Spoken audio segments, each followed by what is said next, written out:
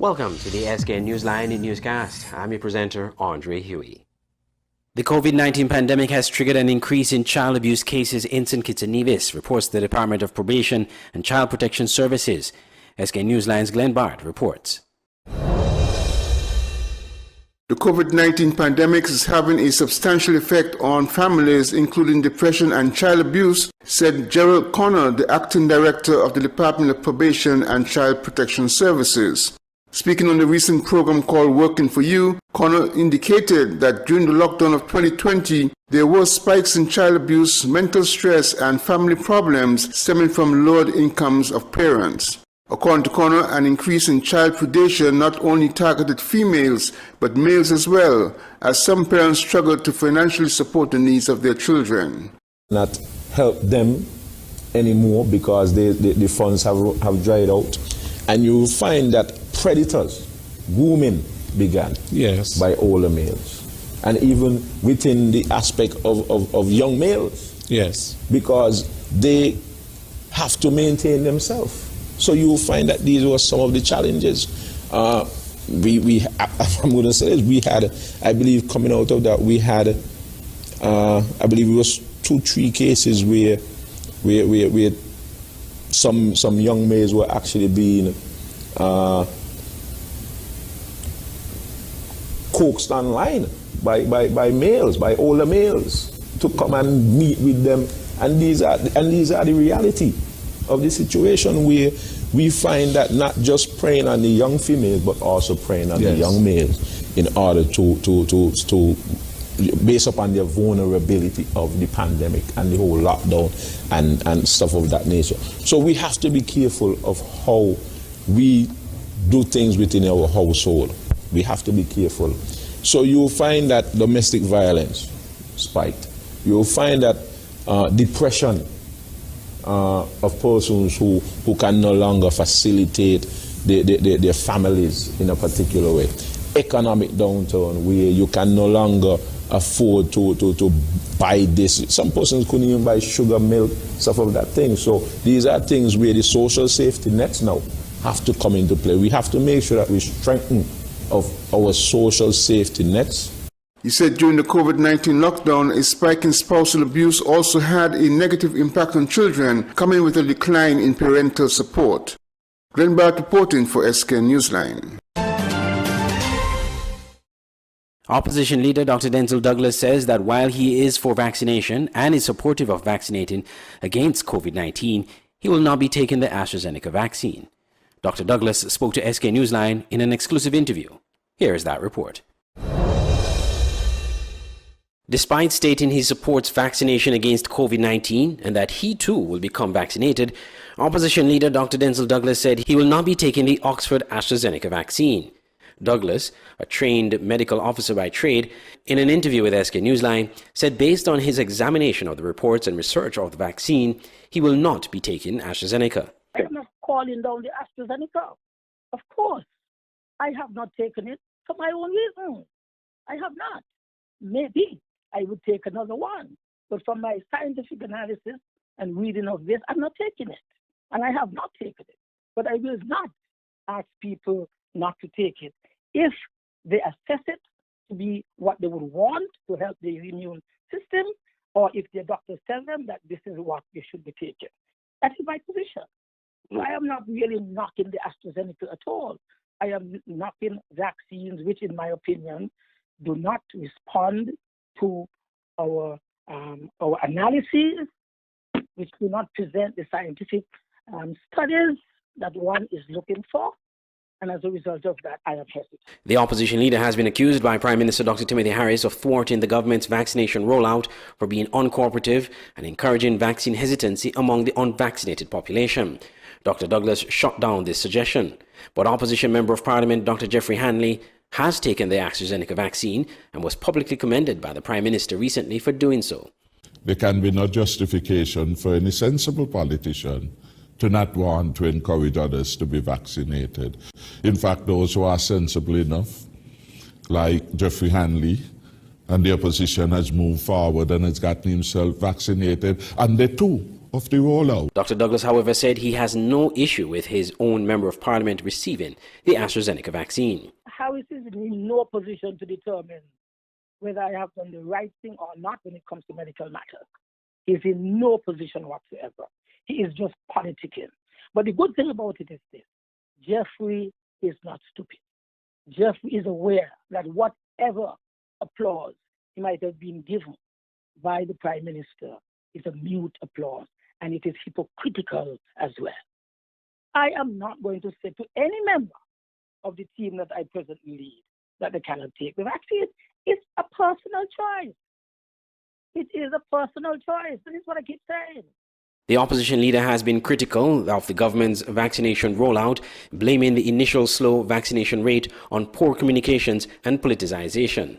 However, since a recent outbreak of the coronavirus in St. Kitts and Nevis over the last 3 weeks, there has been a surge in vaccination.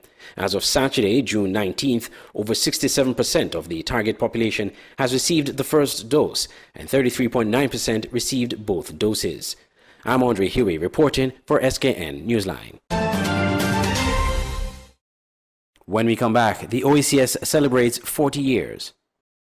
Elliott's Funeral Parlor is the first licensed embalmer in the Federation of St. Kitts and Nevis. We have a friendly and professional staff. At Elliott's Funeral Parlor, we offer a wide range of packages from $6,500, homegoing service at chapel, locally made caskets, tailoring of outfit for deceased of your choice, wake, overnight with slideshow, funeral, death announcement, obituary, booklets, family pin-ons, memorial books, preparation of funeral arrangements, wreath, fresh and artificial.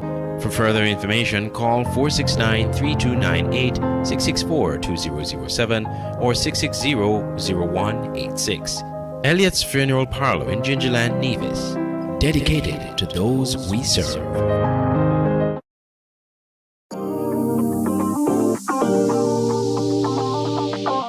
Some veggies for dinner. Let me just check the amount of sodium in this can. Oh no, this is too much. Let me try the next option. They did say it's healthy to consume less salt. This is much better. I am salt smart.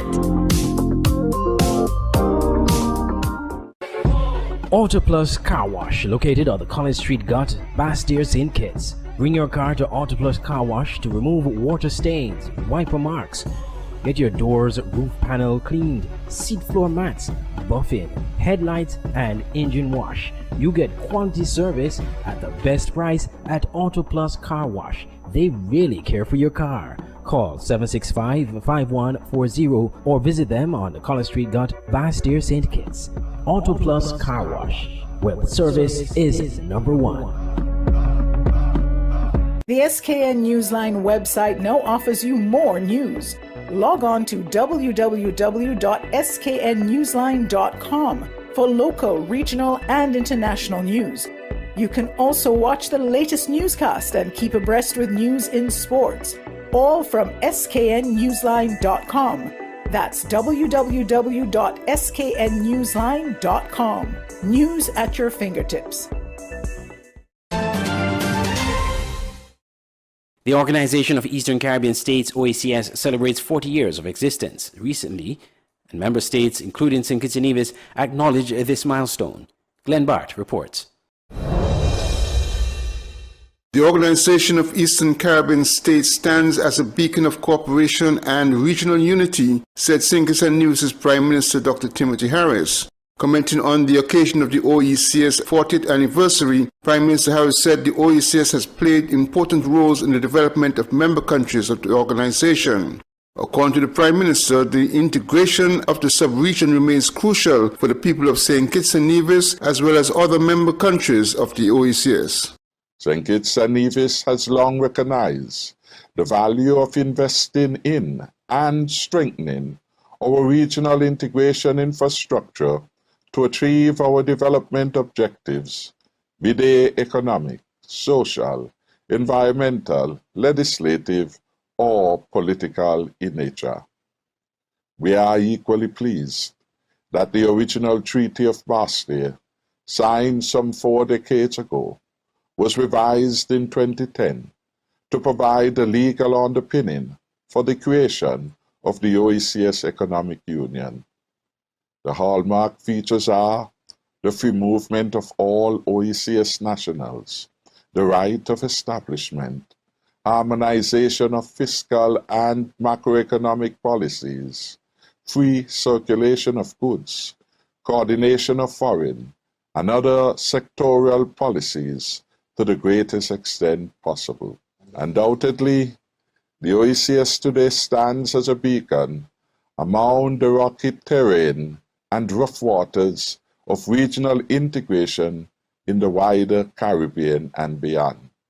The treaty establishing the OECS was signed in a public ceremony on the apron of government headquarters on Church Street, Bastille, on the 18th of June, 1981.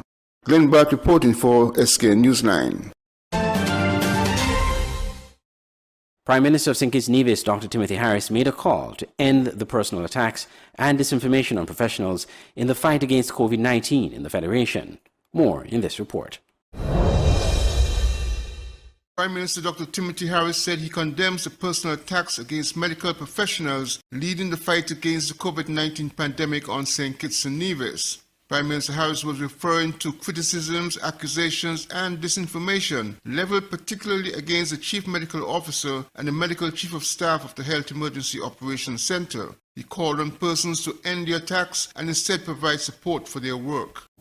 There can be no neutrality when the virus is attacking us regardless of color, politics, age, residence, location, or occupation.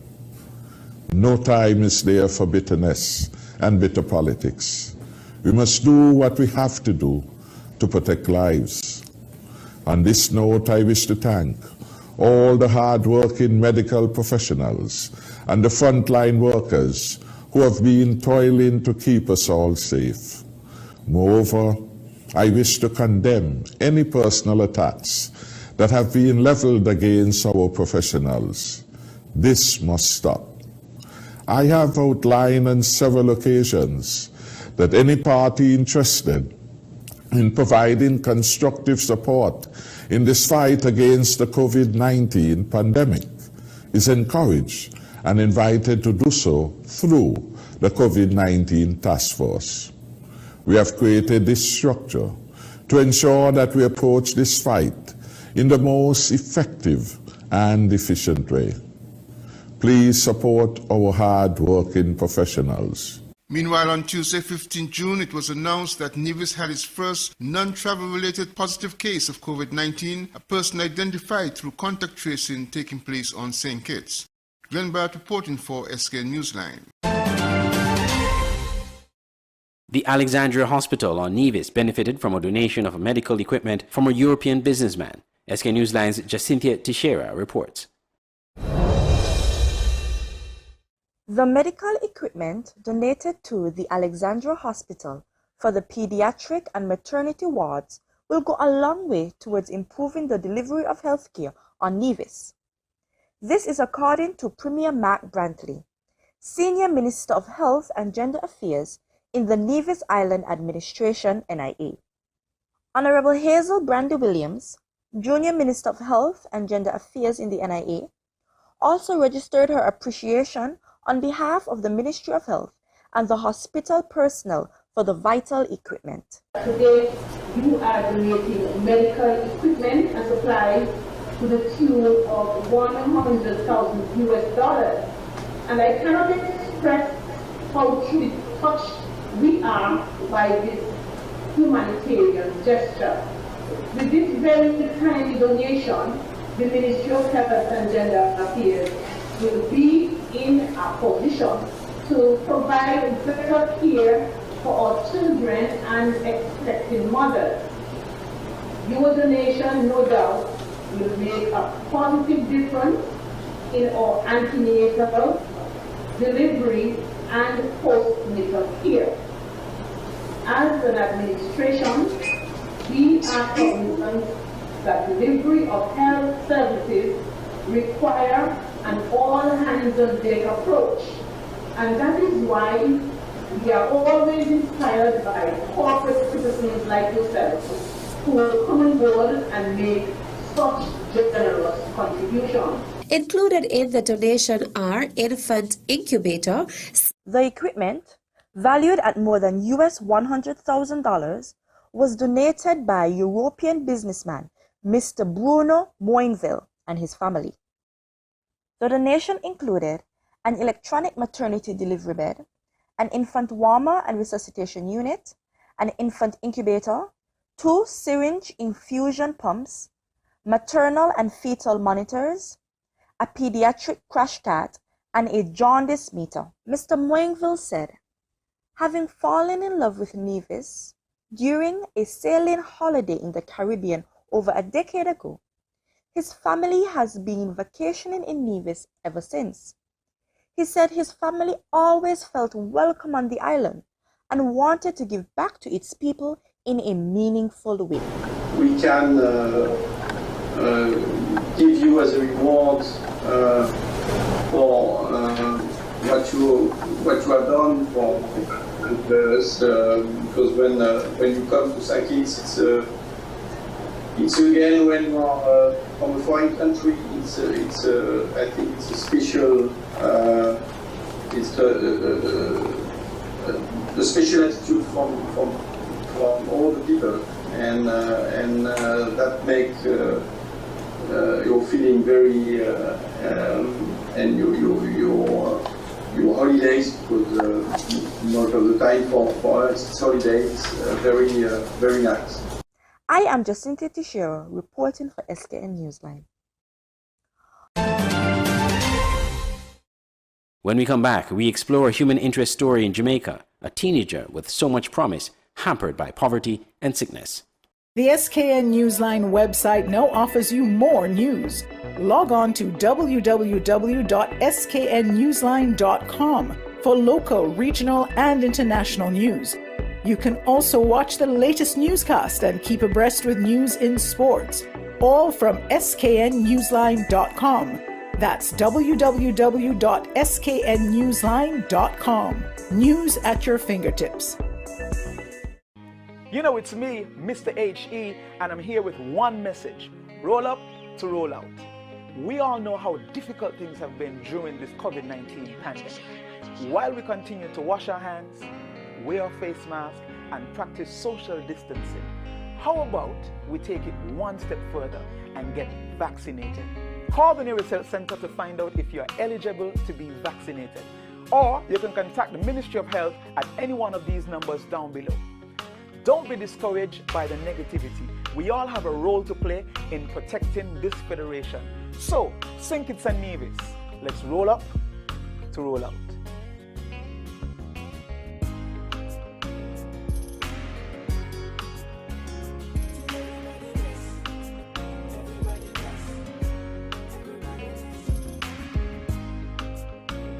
Stay abreast with news on St. Martin with SMN News. Visit www.smn-news.com for up-to-date news, scoops, opinions, and hard-hitting facts. SMN News, we tell it like it is. Visit our website www.smn-news.com. It's the new and improved SKN Newsline Android mobile app. With the SKN Newsline app, you can watch your news reports, the SKN Newsline newscast, sports, special features, and so much more. You can also send us a WhatsApp or call us directly. Go in the Google Play Store, search SKN Newsline, and download the app today. The SKN Newsline mobile app. News on the go.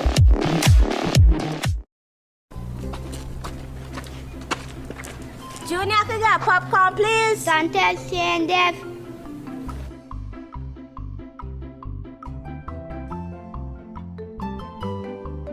Want to plead? I can get some salt.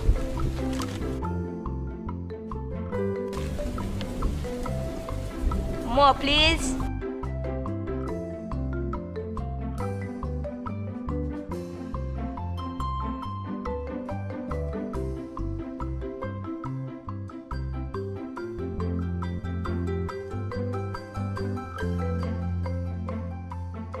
Boy, take your pack up from Junie.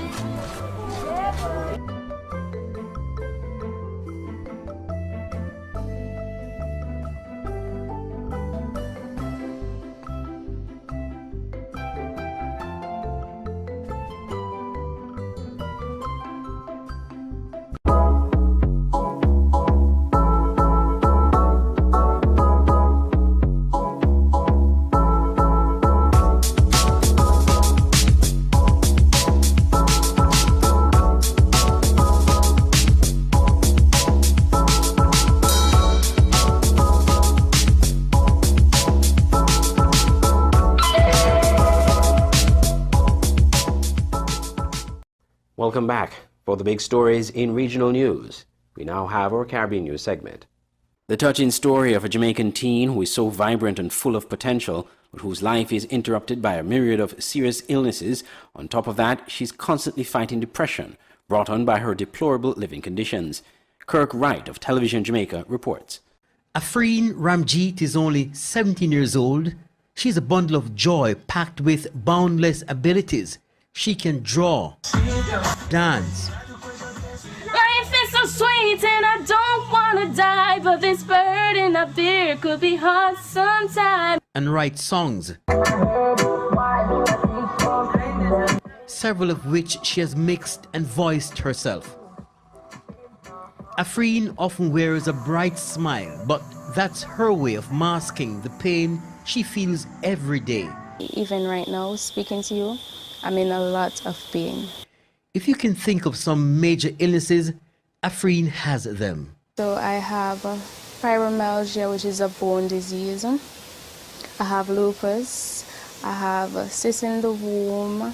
I have epilepsy, also known as seizures. And I have a heart condition.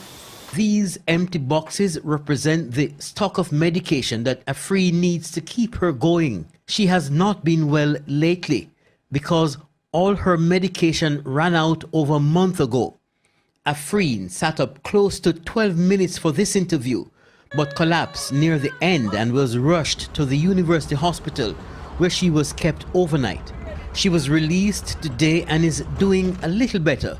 But with no internet and a laptop for online classes, Afreen has missed out on more than a year of her education. I do love school. If there is anything that I know in this world that I love, it is school. And I would do anything just to be in school. Her mother, Elisa Reynolds, was a vendor at the Glengough High School where Afreen is a 10th grader.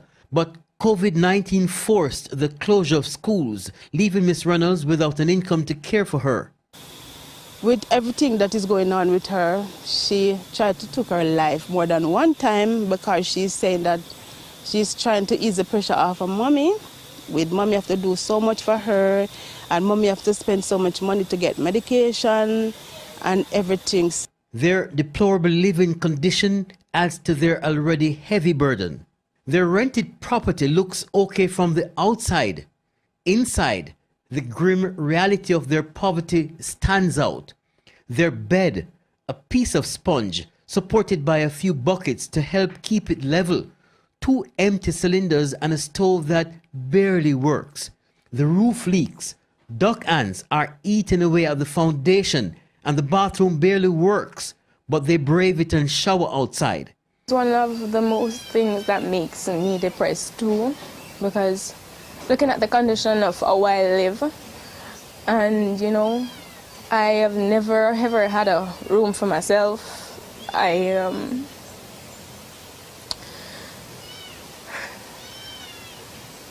Sorry. Her mother also has 2 serious medical conditions, but look what happens when we asked her about that. Well, yes, I do have some problems also, yes, I do. But I leave myself out and look about Afreen. The 2 are begging for immediate help, and without a sustained supply of medication, Afreen's mom fears the worst could happen. Kirk Wright, TVJ News.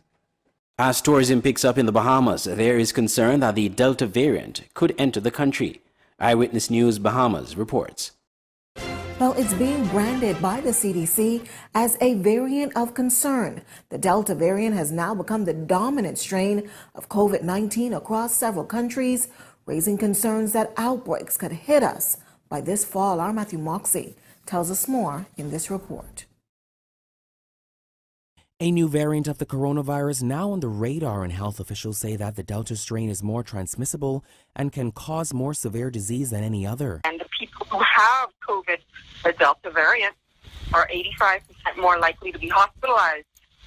With tourism arrivals climbing, health officials are anxiously watching the Delta variant as it spreads through an unevenly vaccinated American public. And it is concerning because we know that COVID and these COVID variants can spread by travel. COVID-19 cases have reportedly been declining over recent weeks, but there's a concern that could change as the pace of vaccination slows and the Delta variant spreads.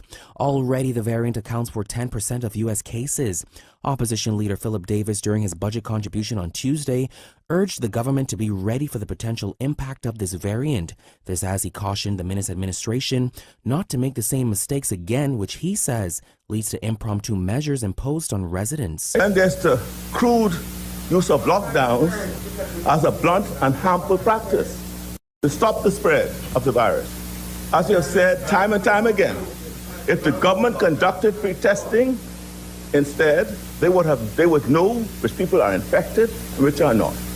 Those without the virus could carry on being economically productive, whilst the others could be isolated and treated as required. Government's travel policy leaves the door open for carriers of the virus, as vaccinated people no longer are required to test, though they are considered a low risk. On the bright side, Dr. Forbes says the existing vaccines protect against the Delta strain. The AstraZeneca vaccine is 60% effective to protect against the Delta variant, and it's also even more effective to prevent hospitalizations from the Delta variant. Health officials revealed in April that more contagious variants were in the Bahamas and that samples were sent abroad to identify which strains are present. But almost 2 months later, there has been no word from the National Reference Lab. Matthew Moxie, Eyewitness News. Stay abreast with news on St. Martin with SMN News. Visit www.smn-news.com for up-to-date news, scoops, opinions, and hard-hitting facts. SMN News, we tell it like it is. Visit our website www.smn-news.com.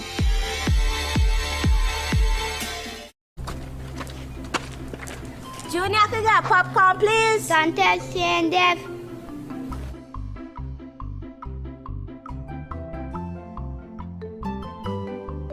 Want some to please?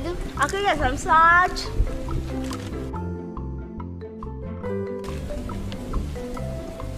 More, please.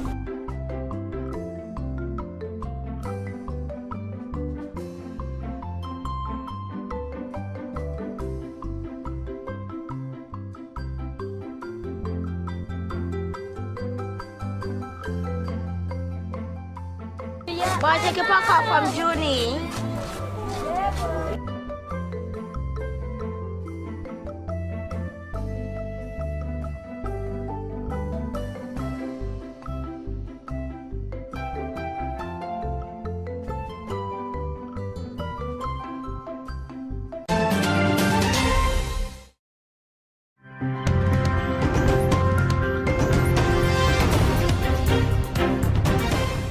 Internationally, as states across the U.S. continue to lift remaining COVID-19 restrictions, health officials are warning that the Delta variant, first detected in India, could cause a surge of COVID-19 cases in the fall. NBC News medical contributor Dr. Natalie Azar explains where vaccines work against the variant and how long-term effects of the virus could impact a return to normalcy. NBC News reports. Let's bring in NBC News medical contributor Dr. Natalie Azar. Dr. Azar, I want to start with this Delta variant. We keep hearing more contagious, more severe if you are unvaccinated and contract this variant. What do we know, though, about how effective current vaccines are against the Delta variant? Well, good morning, Ellison. Well, the good news is that for the mRNA vaccines, and you're pretty well protected against the Delta variant. Now, this data is actually coming out of the UK, where they actually looked at how the Delta variant fared against the Pfizer-BioNTech vaccine as well as the AstraZeneca vaccine. As you know, the AstraZeneca vaccine is not one that we have here in the US.